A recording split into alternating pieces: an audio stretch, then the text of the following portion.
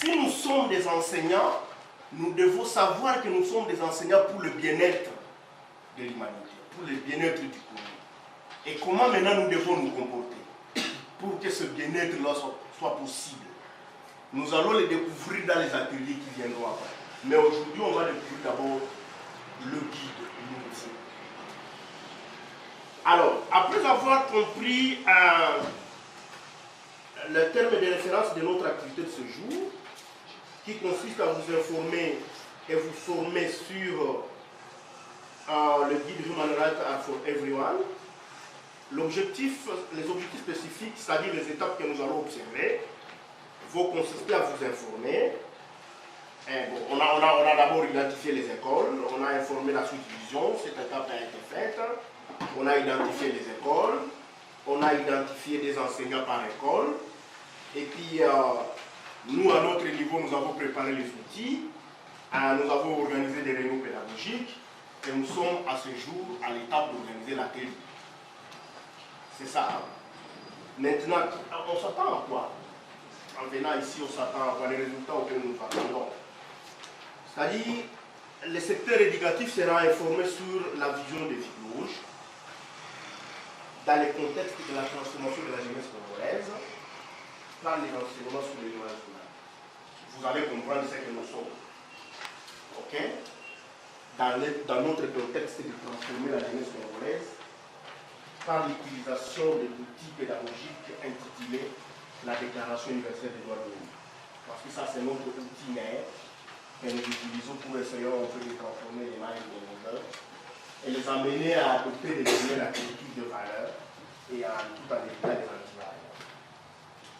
Alors, nos enseignants que vous êtes, avec vos autorités, vous serez informés sur les outils que développe notre partenariat Vigloge Bailo Chapel Foundation. Ok? Dans les domaines de l'éducation des jeunes sur les droits humains. Et puis les enseignants avec les autorités seront édifiés sur l'importance et le bien fondé d'enseigner aux élèves les valeurs contenues dans les droits humains. Et puis les enseignants seront familiarisés à la manipulation des outils pédagogiques développés par Women Teaching Foundation, WTF, c'est ça, WTF, à l'instar du guide Human Rights belong to everyone. C'est-à-dire, Human Rights are for everyone, c'est un des outils que notre partenariat développe avec Bailo Chapel Foundation. Il y a d'autres outils que chaque fois que l'outil sera à notre disposition, on pourra vous inviter pour un atelier de capacitation pour que vous compreniez comment il faut la manipuler. Si les Makouba vont nous autoriser de travailler avec eux. Alors, la méthodologie, ça sera seulement l'exposé, les débats et puis les travaux en carrefour. Alors, je vois, il y a des femmes parmi nous. Ça, c'est le gender qui est, si ce n'est pas même, si ce n'est pas 50%, 50%. Mais le fait qu'il y a des femmes dont le gender est respecté. Alors, qui sont les bénéficiaires? Alors, les partenaires avec qui nous travaillons, avec qui nous sommes, c'est le Woven Foundation. Woven Foundation, c'est une organisation américaine qui est basée en Californie. Et elle est animée par des femmes, qui étaient des enseignants dans les écoles secondaires aux États-Unis, mais qui aiment les enseignements sous la Déclaration universelle des droits de l'homme. Nous, en les faisant ici, on ne savait pas qu'il y avait d'autres qui les font. Parce que l'organisation s'appelait PEREX, Programme d'encadrement des jeunes, des ex-combattants, à un moment donné. Et puis, on a constaté que ça ne répondait pas vraiment à notre vision. Il fallait maintenant changer l'appellation de l'organisation et renforcer notre mission. Et, pendant qu'on était PEREX, on organisait des séances de formation sur les leadership personnels que nous continuons à organiser jusque-là ici. Parce que les leadership personnels contiennent aussi des éléments, des leçons très capitales pour aider aux jeunes de devenir réellement des responsables et acteurs de changement dans leur communauté. C'est-à-dire, messieurs les chefs, si ça vous plaisait, il ne faut pas manquer à intégrer ce programme de leadership personnel dans votre...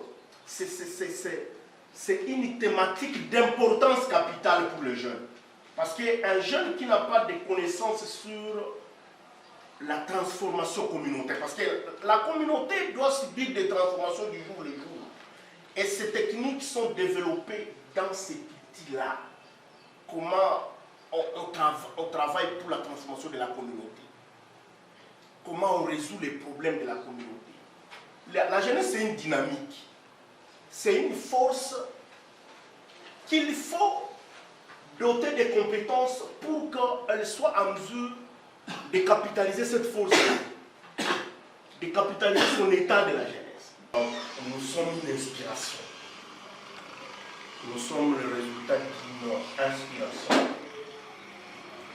Raison pour laquelle nous sommes une vision. Ouais, et nous sommes globales parce que nous répondons sur une question qui est globalisante. Et la question qui est globalisante ici, c'est la transformation du comportement et des mentalités de la jeunesse et qui constitue un défi, un challenge sur toute l'étendue de la planète Terre. C'est pourquoi nous sommes globales. Et nous sommes une orientation parce que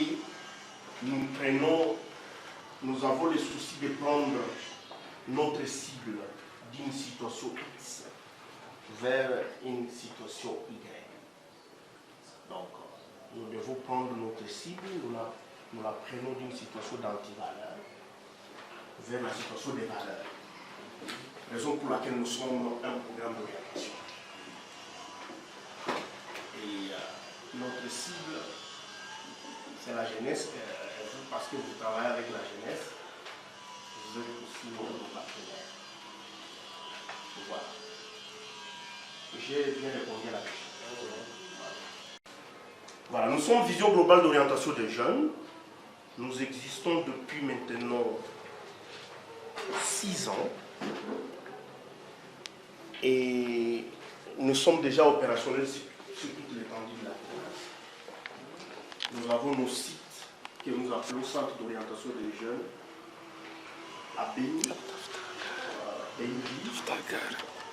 Béni Territoire, nous sommes installés à Tono.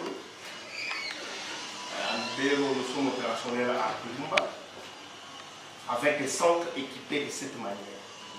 Donc, ordinateur pour les jeunes, rétroprojecteur, courant, tout, chaise, comme vous le voyez là-bas. À Béni, c'est la même chose.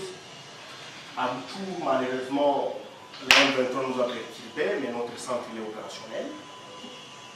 À Niragon, nous sommes opérationnels. À Sac et Bassissi, nous sommes opérationnels. Et dans la ville de Béni. Alors, on n'a pas été en mesure d'implanter le programme à Walikale. Pourquoi? Parce que Walikale, c'est vraiment un travers. On ne sait pas y arriver à moto ni à voiture. Nous existons depuis 6 ans maintenant. Et voilà. Pourquoi nous existons? Pourquoi nous sommes là? Nous sommes là parce qu'il y a un problème. Vigloge est là parce qu'il y a un problème qui est connu de tout le monde, mais que tout le monde essaie d'ignorer parce qu'il n'a pas été informé que c'est un problème. Et c'est ce problème-là qui nous a motivés. C'est ce problème-là qui nous a inspirés à créer cette organisation. Donc nous ne sommes pas venus du néant, on n'a pas imité personne. On n'a imité personne. Donc notre approche, elle est unique à son genre. Parce que seulement c'est une approche d'inspiration. C'est une approche qui est venue d'une inspiration quelconque. Raison pour laquelle nous sommes uniques. Mais chaque organisation est unique à son genre. Mais il y a d'autres qui ne sont pas uniques à leur genre. Qui existent parce que l'autre a existé et il a eu des financements et vous commencez à concevoir des statuts qui ressemblent à cet autre-là. Vous allez constater qu'il y a des organisations de jeunes, beaucoup d'organisations de jeunes, mais qui font presque la même chose. C'est parce que peut-être celui-ci a imité celui-là parce que celui-là a eu un financement parce qu'il a fait ça. Alors qu'ils n'ont pas commencé par trouver de l'inspiration, une inspiration qui doit être fondée sur des principes, et lesquels principes sont des problèmes réels qui existent dans la communauté, mais qui peut-être ne sont pas résolus parce qu'on les ignore. Et nous, on a compris que l'environnement d'antivaleurs, c'est-à-dire on se pose beaucoup de questions, pourquoi les gens sont tels qu'ils sont? Pourquoi? Et nous, on a eu le temps d'observer la communauté, on a compris que le fait de vivre longtemps dans les antivaleurs, vous vivez longtemps, vous ignorez qu'il existe des valeurs. Et vous commencez à vous comporter comme antivaleur, croyant que vous vous comportez en valeur. Et quand quelqu'un vient vous dire, monsieur, ce que vous faites là, c'est une antivaleur, ça viole la dignité, ça fait du mal aux gens. Il vous dit non, tous les aliwa kamui, et ça fait que le problème demeure parce que là, tout le monde peut qu'il y a un problème. Et donc, le problème est demeure. Pourquoi le problème demeure? Va tout le monde peut qu'il y a chaque coup un problème. Mais maintenant, il faut qu'on ait chaque tout comme un problème en les éduquant sur les valeurs.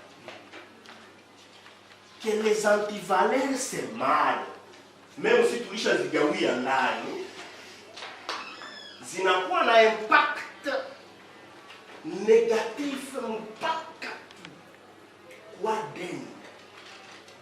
Donc, mon anaanza kuwa nazaliwa anakuwa na maatitude mwanzo unajiuliza huyu mtoto amelitosha wapi? C'est le fait là de croire pendant longtemps au mal, kisha inaankré inaingia na mudamu, basi inakuwa normal. Unaona sasa kupita mpusiere, hii kupita mpusiere, watu wanapita na mabenye, watu wanapita na masamaki, na wewe responsable unashimama unauza samaki.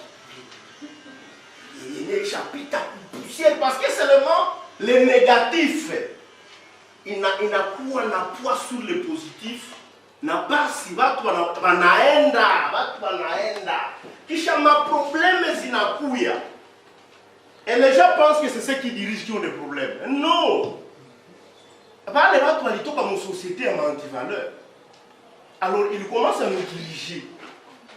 Ils n'ont pas été transformés d'avance. On les ramasse sur les rues. Si on a un décembre, on a tout le contexte qui est antivaleur.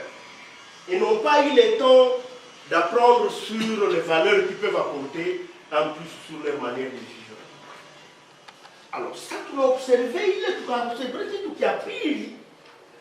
Tu as le fait de vivre longtemps dans un contexte de violation permanente des droits de l'homme.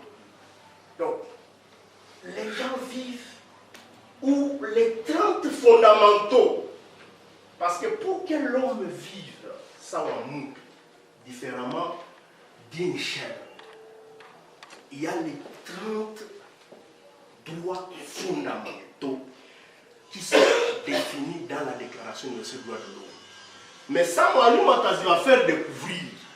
Mutakutana kama hakuna tai moya yenye mui pays iko. Je vous informe que hakuna tai. Alors que ce sont nos droits. Et les obligataires de droits sont là, qui signent les contrats sociaux avec nous, qui viennent nous demander nos voix. En réalité, nous, en leur donnant nos voix, ils acceptent de nous donner ces 30 fondamentaux pour notre bien-être. Mais nous avons constaté avec les facilitateurs qu'il y a tout un temps moins. Mais maintenant, peuple ni na vivre mouille le contexte na perdre ka espoir. Na inawazaka ke ile maisha iko normal. Na saba nawaza que c'est normal, banakuwa ce que nous sommes devenus. Ce que nous sommes devenus. Le bien-être, c'est un droit inaliénable. Le bien-être humain. Et maintenant, pendant longtemps, déjà vivre sans bien-être, c'est un défi. Pour rouler sur la poussière, c'est un défi. C'est un défi. Environnement, c'est un défi. Maçon, c'est un défi. Qui l'a quitté tout un défi. Et quand le peuple est là seulement pour battre, il n'a pas comme moi anti-valeur parce qu'il y a une réglementation. Il n'a pas comme moi anti-valeur avec toutes les conséquences zénézita toquer. Nous nous battons. Il faut ne pas te chapou. Pour qu'il n'y ait pas de chapou là, il n'existe pas de politique dans ce pays pour garantir l'alimentation à sa population. Ça n'existe pas. Les soins de santé, ça n'existe pas. L'accès à l'éducation, ça n'existe pas. Parce que ce qu'on appelle gratuité, le droit à l'éducation, ça n'existe pas dans ce pays. C'est ce que vous allez le découvrir avec l'enseignant. Ça n'existe pas. Ce que nous faisons là-bas, nous pour bricoler. Mais quand on parle de l'accès à l'éducation, il y a des paramètres, papa. L'enfant a été chinga pour ma somme na kukunywa. Mtoto haizi tembea 3 km kwenda kwa masomo. Mtoto haizi ni vya mingi pour qu'on dise que aba batoto biko ku masomo. Alors ça va tuliwasomea mtakutana kama hakuna. Hakuna kenye kinaendeka mwili 30 yote. Mtavidécouvrir. Alors, il n'a pas d'impact négatif sur la vie des gens. L'épanouissement, il n'y a pas impossible. Parce que quand les droits humains ne sont pas respectés, l'épanouissement de la population devient impossible. Parce qu'imaginez-vous, un pays où il n'existe pas de bourse. Hein? Un pays où il n'y a pas de bourse. Un pays où personne n'investit dans le bien-être. Pensez-vous qu'il va les rendre pour comment travailler? Personne n'investit dans nous. Qui va créer des emplois pour nous? Alors qu'il y a pas moins de documents pour maçon. Qui t'a envoyé à l'université, même si tu as été excellent avec 80%? Hakuna mwenye alipea kabisa yako. Donc hakuna mwana kudevoir kazi. Ndio vile wanajiambia kae. Nani ndio mwa tuliambia kaende kwa université pour atombe kazi? Merci. Alors on y va. On va finir. Maintenant, il m'a dit tout. On s'est dit qu'il faut une nouvelle génération. Et cette nouvelle génération doit passer par des activités de transformation mentale et comportementale au travers des enseignements tirés de la déclaration de ces droits de l'homme, les enseignements tirés du leadership personnel, les enseignements tirés de l'éducation à la paix, ainsi que les enseignements tirés de l'entrepreneuriat social. L'entrepreneuriat social. Zile ma skills zote, zile ma connaissance, zinapatia jeune kuweza kukomprendre vitu autrement. Na anaanza agir autrement. Na comportement yake, communication, comportement, tout change. Voilà. Il est inspiré pour créer Vibloge sous forme, c'est-à-dire Vibloge c'est une solution que nous on a pensé pour un problème qui existe. Alors, transformer la jeunesse congolaise qui doit travailler pour la transformation d'autres Congolais en faisant de valeurs contenues dans la Déclaration universelle des droits de l'homme une culture. Il n'a pas un mot de vie. On a eu comme la vie humaine elle est sacrée, il faut la conserver, la protéger à tout prix. Et pour protéger la vie humaine, il y a des choses. Il y a la santé, il y a l'environnement sain, il y a l'éducation,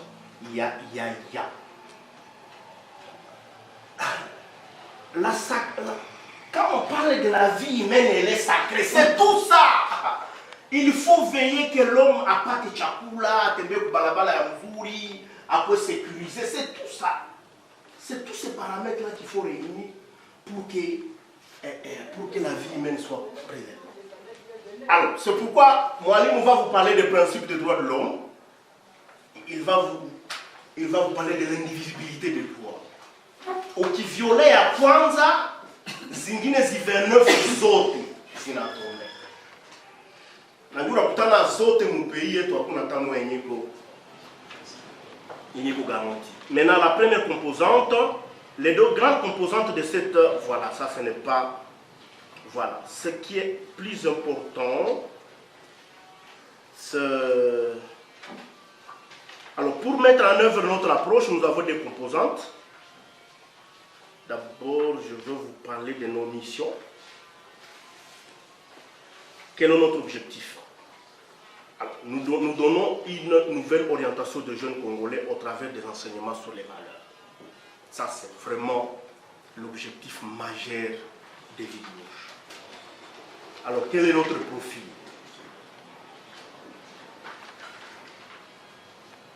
Nous enseignons les valeurs contenues dans les 30 articles de la DIDH, dans les leçons sur la paix, sur le leadership personnel et l'entrepreneuriat social. Nous croyons vraiment, nous croyons aux matières qui sont définies dans ces thématiques. Si vous avez le temps de venir les exploiter avec nous, heureusement que nous aurons l'obligation de vous transmettre, de vous donner certaines documentations qui peuvent peut-être vous aider si l'autorité autorise.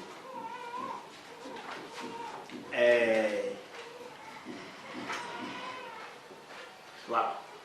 Notre but, c'est faire de notre jeunesse une couche sociale utile pour le changement de la RDC. Je vous ai dit que c'est une dynamique, c'est une force. La jeunesse, c'est une force, il faut la rendre utile. Et pour qu'on dise que quelqu'un est utile, c'est quand il est en mesure de faire des choses dans sa communauté. Vous ne faites rien pour le bien-être de votre communauté, vous êtes inutile. Et notre jeunesse, nous devons y investir pour la rendre utile à notre communauté. Surtout qu'elle est dynamique et forte. Elle a encore du temps. Elle peut travailler pour ce changement. Ouais. Notre cible, c'est la jeunesse. Mais pour atteindre la jeunesse, il faut aussi atteindre les enseignants. Il faut atteindre les responsables des églises. Il faut atteindre certaines associations de jeunes. Raison pour laquelle vous êtes notre cible. Notre stratégie de mise en œuvre est définie dans une approche qu'on appelle l'approche YES.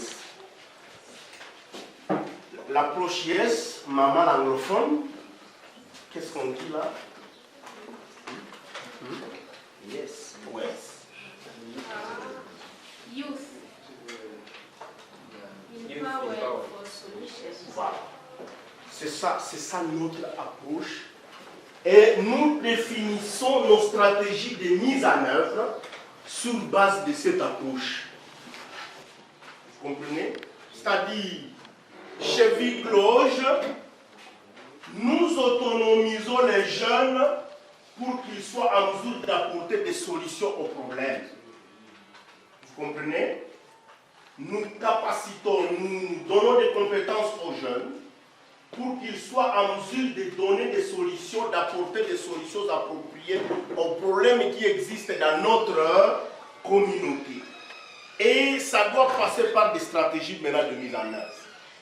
Et nos stratégies sont définies dans ce qu'on appelle l'orientation, la structuration et l'accompagnement. Au niveau de l'orientation, nous voyons les formations que nous donnons aux jeunes. Et au niveau de la structuration, nous organisons les jeunes en groupe d'action. Parce que ça ne sert à rien de former les gens que vous ne déployez pas sur le terrain pour matérialiser ce qu'ils ont appris. Et la troisième stratégie, c'est l'accompagnement. On avance. Voilà, j'ai expliqué. Nous formons les jeunes sur les valeurs. Nous regroupons les jeunes dans les groupes d'action. Maintenant, nous les accompagnons à mener des actions dans la communauté. Alors, les objectifs de rendement pour les missions nous devons organiser des séances de renforcement des capacités de nos facilitateurs. Et puis nous mettons en place des cadres de formation des jeunes que nous appelons les centres d'orientation des jeunes. Et puis nous organisons des formations pratiques des jeunes sur notre thématique phare qui est l'enseignement sur les droits humains.